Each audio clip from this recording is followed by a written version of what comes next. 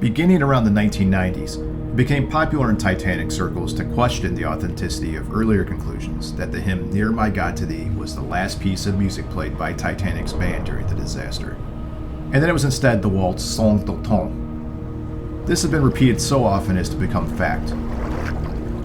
This is due to junior Marconi operator Harold Bride stating in his famous New York Times interview that when he was helping get Collapsible B down from the roof of the officers' quarters, the band was playing a ragtime tune.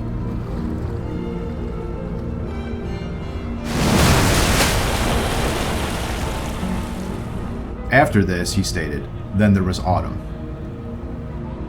Bride repeated this later in the same account, stating that as he struggled in the water, they were playing autumn then. He did not elaborate further. This led some modern researchers to speculate that perhaps he meant the popular piece Songe d'automne, which is composed by the English waltz king Archibald Joyce.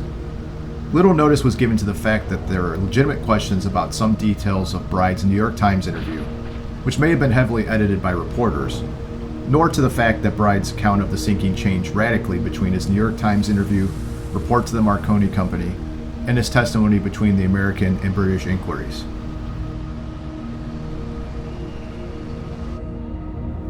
Not a single eyewitness ever mentioned hearing Songe d'automne as the ship sank, much less as the final song. In fact, researcher George Behe found several additional witnesses who claimed that the band played autumn as the ship sank.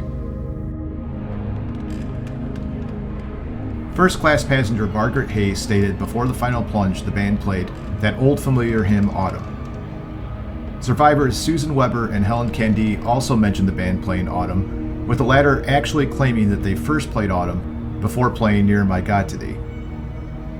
It must be noted that all of the other mentions of Autumn being played were given after Bride first described it in his April 1912 New York Times interview, so there's always the possibility of cross-contamination between witnesses. However, the fact that Autumn was mentioned by 4 individuals cannot be easily dismissed offhand, and suggests that this song may have been played. George Behe identified several possibilities of what hymn or song the survivors meant by Autumn, but that is beyond the scope of this video. Despite the lack of evidence that Songe d'automne was the last song played by Titanic's band, it's entirely possible that it was played at some point during the maiden voyage, or even earlier in the sinking.